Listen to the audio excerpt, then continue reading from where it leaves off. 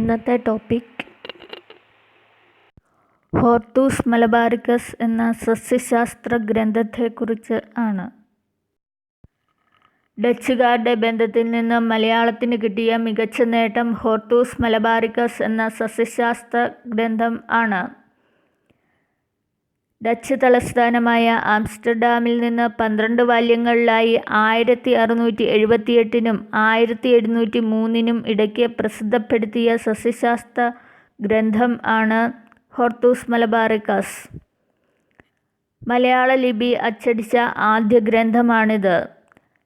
794 ചിത്രങ്ങളടങ്ങിയ ഗ്രന്ഥം കേരളാരാമം എന്നും അറിയപ്പെടുന്നു.